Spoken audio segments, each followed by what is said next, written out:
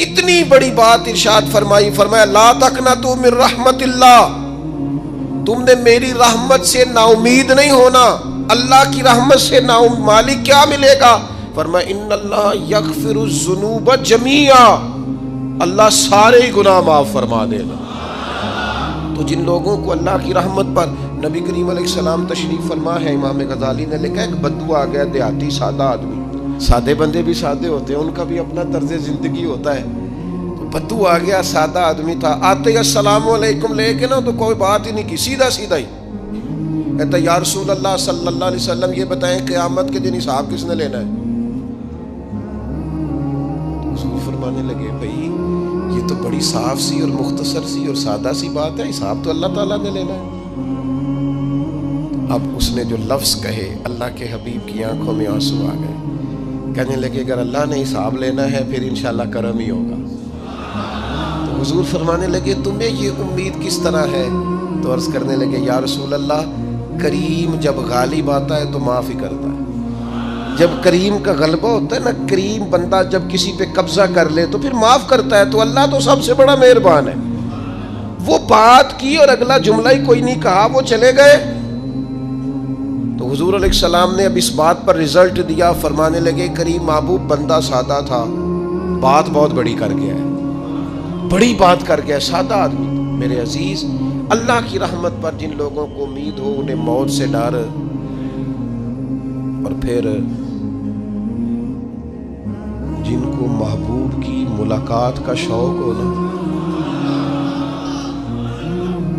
ہم نے جان دے دی وعدہ دیدار پر، ہم سے وعدہ کیا گیا تھا کہ تم مرو گے نا تو تمہیں دیدار ملے گا، تو ہم نے جان ہی دے دی وعدہ دیدار پر، جان ہی دے دی وعدہ دیدار پر۔ اور پھر فرماتے ہیں نقد اپنا دام ہو ہی جائے گا، فرماتے ہیں ہم نے جان دی ہے اس وعدے پر کہ وہ ملے گا، تو امید ہے کہ یہ سودا ادھار نہیں۔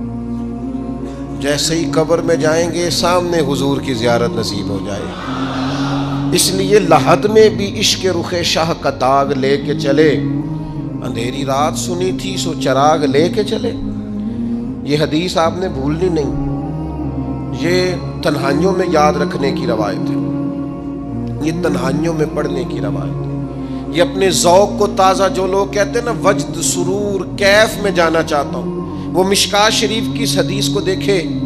اللہ کے حبیب علیہ السلام نے فرمایا لوگوں میں تمہیں بتاؤں قیامت کے دن اللہ تعالیٰ بندوں سے پہلا سوال کیا فرمائیں گے اور بندے اس کا جواب کیا دیں گے؟ یا رسول اللہ کرم فرمائیے بتائیے۔ تو کریم فرمانے لگے اللہ تعالیٰ قیامت کے دن بندوں سے سب سے پہلا سوال، اگرچہ بعض اور احادیث میں اور سوالات بھی آئے ہیں قیامت میں جو سب سے پہلے ہوں گے، لیکن اس حدیث میں یہ والا سوال حضور نے بیان فرمایا۔ حضور فرمانے لگے اللہ قیامت کے دن اپنے بندوں سے سب سے پہلا سوال یہ فرمائے گا کیا تم میری ملاقات کو پسند کرتے تھے؟ اوئے ہوئے ہوئے، کیا تمہارا ملنے کو جی چاہتا تھا؟ کبھی اے حقیقت منتظر نظر آ نہ لباس مجاز۔ اقبال کہتے ہیں تیرے کرم اتنے ہیں دل کرتا ہے تجھے دیکھیں، کبھی کبھی اے حقیقت منتظر نظر آ نہ لباس مجاز میں، لاکھوں سجدے تڑپ رہے ہیں میری جبین نیاز میں، تمہارا دل کرتا تھا مجھ سے ملنے کو؟ حضور فرماتے بندے عرض کریں گے مالک بڑا دل کرتا تھا۔ تو پھر اللہ فرمائیں گے یہ گفتگو کی معنویت تو دیکھو یار، اس کا حسن تو دیکھو۔ اللہ پھر پوچھیں گے کیوں دل کرتا تھا تمہارا؟ دل کرتا تھا تو کیوں کرتا تھا؟ عرض کریں گے مالک اس لیے کہ ہمیں امید تھی کہ تو معاف بھی کر دے گا، رحمت بھی فرمائے گا، اس معافی کی امید پر دل کرتا تھا تو ملے۔ حضور فرماتے ہیں پھر رب فرمائے گا مجھ پر واجب ہے، میں نے اپنے کرم سے واجب کر لیا ہے کہ آج تمہیں جنت عطا کروں گا۔ یہ جو ملاقات ہے نا، ملاقات کہ وہ ملیں گے، ان سے ملاقات ہوگی۔ عمر بیت گئی نا نام جپتے، عمر بیت گئی نا تذکرہ کرتے، ہم سے بھی لوگ پوچھتے ہیں کیا کمائی کی، کیا زندگی میں حاصل کیا، تو ہم کہتے ہیں شرق سے غرب تک ملک کے ایک کونے سے لے کر دوسرے کونے تک مدینے والے کی بات کی ہے، حضور کا ذکر کیا ہے۔ نبی پاک کے میں اپنی حیاتی تو قربان تھی، وہاں ساری محمد محمد پکیندے گزر گئی ساری۔ یہ اعزاز ہے، یہ کرم ہے۔ اب کیا ہوتا ہے، گناہگار لوگ ہیں، اتنا بڑا دعویٰ تو نہیں کر سکتے، لیکن دل تو چاہتا ہے نا کہ چلو جس کا نام لیا ہے اس کی کبھی زیارت بھی ہو، کبھی ملاقات بھی ہو، کبھی نظر کرم بھی ہو۔ کسی نے اپنے محبوب سے کہا تھا کہ ذرا ایک نظر مجھ پہ بھی کیجئے، تو قریب بیٹھے ایک شخص نے کہا یار تو نے بڑا دعویٰ کیا ہے، جو محبوب ہوتے ہیں ان کو تکلیف نہیں دی جاتی، تو کہتا ہے پورا چہرہ ہی تیری طرف پھیرے۔ تو پھر اس نے اس درویش سے پوچھا کہ میں بھلا پھر کیا کروں، میرا دل تو میرا بھی کرتا ہے نا، چلو یہ تو آپ کی بات ٹھیک ہے کہ اب میں محبوب سے کہوں کہ اتنی تکلیف کرے کہ میری طرف پورا رخ پھیرے تو ٹھیک نہیں، تو پھر بتائیں میں کیا کروں؟ تو اس نے کہا ان راہوں میں کھڑا ہو جا جن راہوں کی طرف وہ کریم دیکھتا ہے۔ چلو اسی با کردار کو دیکھتے دیکھتے بیچ میں تیرے اوپر بھی نظر، مجھ پہ محشر میں نصیر ان کی نظر پڑ ہی گئی، مجھ پہ محشر میں نصیر ان کی نظر، اوئے ہوئے اللہ کرے آپ کو بھی وہ لطف آئے جو مجھے آ رہا۔ کہتے مجھ پہ محشر میں نصیر ان کی نظر، یہ انتہائی عاجزی ہے کہنے والے کی۔ اس نے بالکل اپنے آپ کو ختم کر کے کہا کہ میں قابل تو نہیں تھا، اور میں پھر تکلیف دیتا کہ میری طرف دیکھیں، اسپیشل میرے لیے وقت نکالیں۔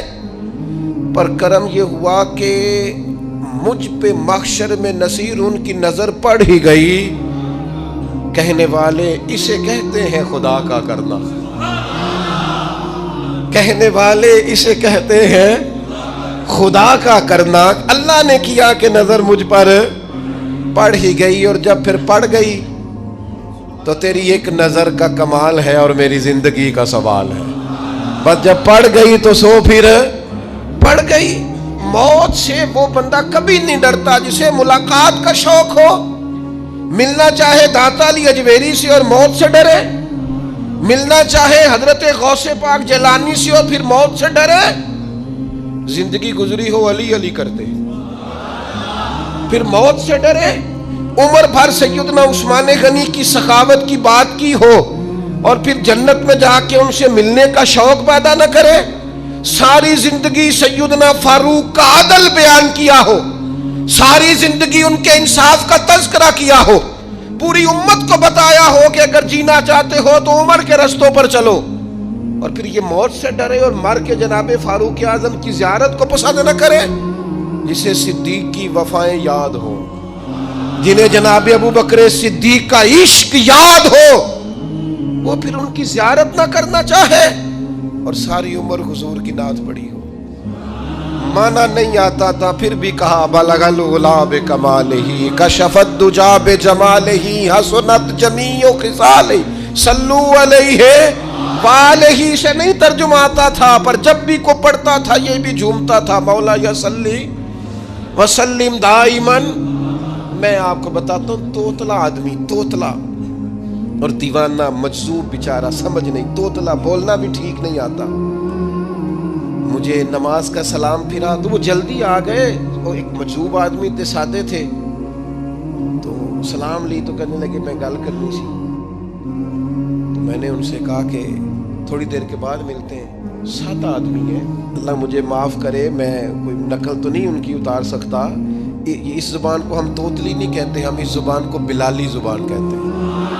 یہ بڑی خوبصورت زبان ہوتی ہے، یہ جو توتلے لب و لہجے ہوتے ہیں نا، وہ جب بچہ پوری طور پہ اماں نہیں کہہ سکتا، توتلا ہوتا ہے تو کوئی مزہ آتا ہے اماں کو اماں کہلوانے میں۔ جب وہ پوری طور پر باپ کو بابا نہیں کہہ سکتا اور توتلا ہوتا ہے تو کوئی مزہ آتا ہے کہنے میں۔ وہ جب دادی نانی دادا کہتا ہے تو دادے کا دل کرتا ہے یہ 100 بار کہے، چونکہ اسے کہنا نہیں نہ آتا، لیکن اس توتلاہٹ میں جو اس کو لطف آتا ہے۔ مجھے بڑے لوگ آ کے شعر سناتے ہیں، میں نے بڑے خوشگلو نعت خوانوں سے زندگی میں سنا ہے، وہ صاحب میرے پاس آئے اور میں نے کہا بعد میں ملیں گے، تو سادہ آدمی ہے، مجذوب ہے، پورا شعور نہیں رکھتا، مجھے کہنے لگا مصطفیٰ جان رحمت کے بعد، مصطفیٰ جان رحمت پہ لاکھوں سلام کے بعد، یعنی معنی یہ تھا کہ سلام کے بعد، تو اب بڑے بڑے سریلے بندوں سے بھی بندہ سنتا ہے میرا دل کرے، اور میں نے جان بوجھ کے ان سے کہا دوبارہ کیا جائے ذرا، کیونکہ توتلے تھے نا. میں نے کہا تو کہنے لگے مصطفیٰ جان رحمت پہ لاکھوں سلام کے بعد او میرے عزیز یاد رکھو ساری زندگی حضور کی نعتیں پڑھی، نبی پاک کے تذکرے سنے، اب موت سے ڈر جائیں؟ حالانکہ موت تو ایک پل ہے، پل سے گزریں گے تو سامنے اللہ کا دیدار بھی ہوگا، مدینے والے کی زیارت بھی نصیب ہوگی. تو زیارت ہوگی اور ہر نظر کانپ اٹھے کہ محشر کے دن خوف سے ہر کلیجہ دہل جائے گا، اوڑھ کر کالا جبہ وہ آ جائیں گے اور سارے محشر کا نقشہ بدل جائے گا. یہ موت کا خوف نکالنے والی چیزیں ہیں، ڈر. اچھا مجھے ایک بات بتائیں، یہ میں امید کی بات کرنے لگا ہوں، چلیں اب یہ بات تو مشکل ہے پر کرنی پڑے گی، مجبوری ہے.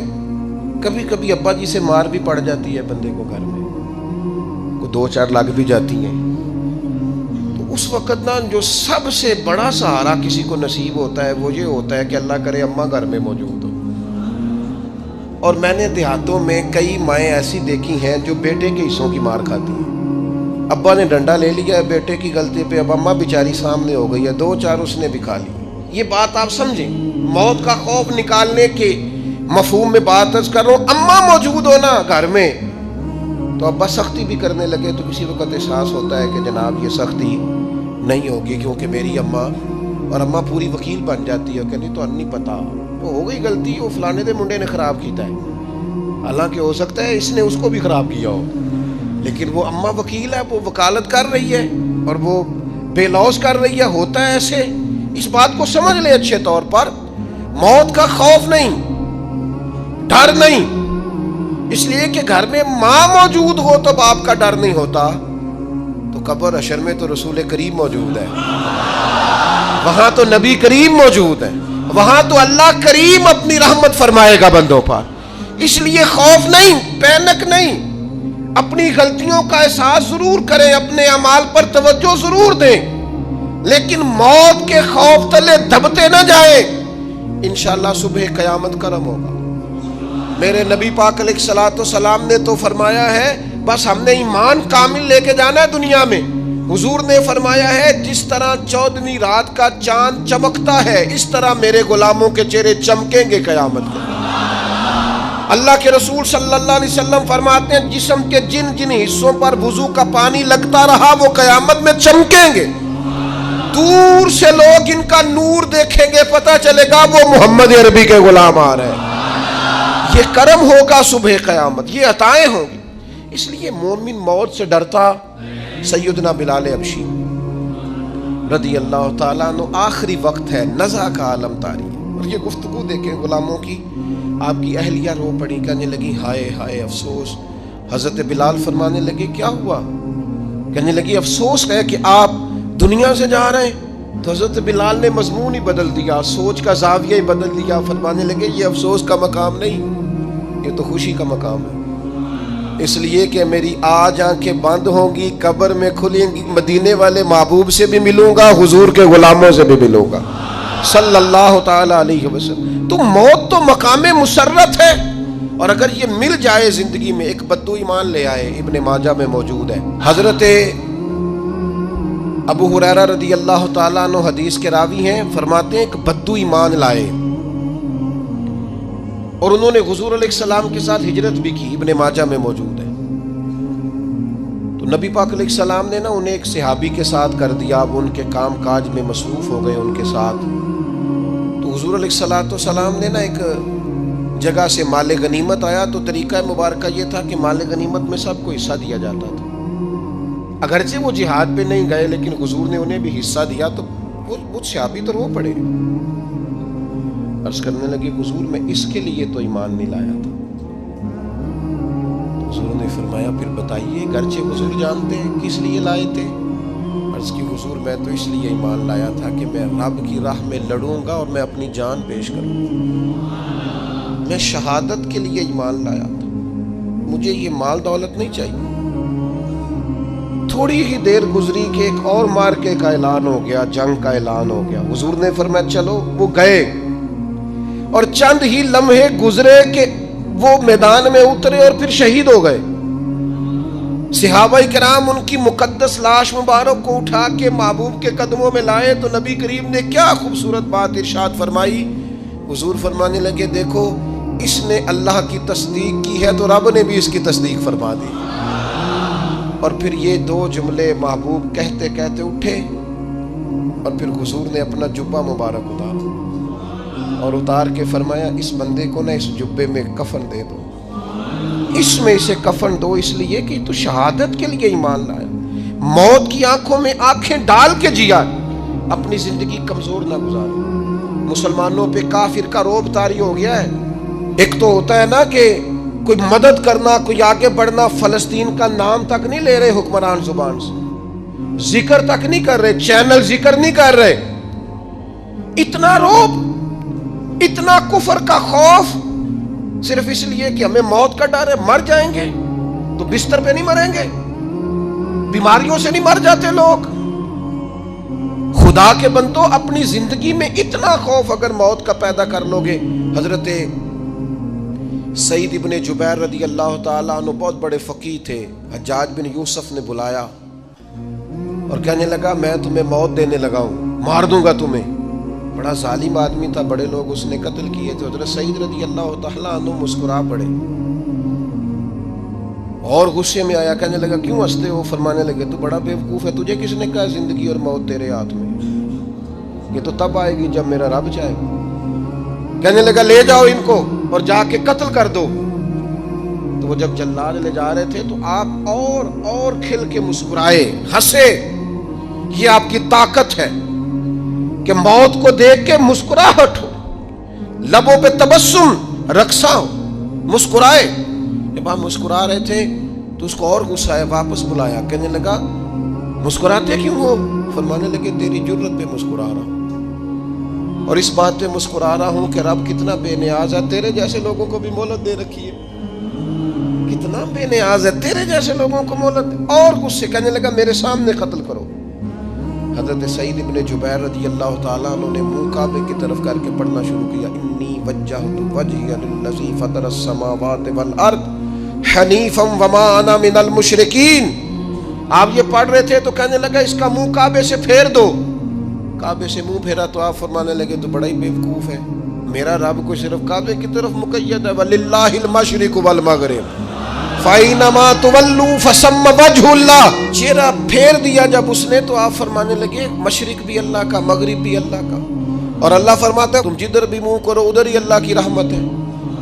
یہ پڑھا تو اب اس نے لٹایا, اور جب وہ آپ کو قتل کر رہا تھا تو حضرت سعید ابن جبیر کی ایک زوردار آواز گونجی. فرمایا یاد رکھنا مجھے اسی طرح قتل کرنا جس طرح تم خود قیامت میں قتل ہونا پسند کرتے ہو.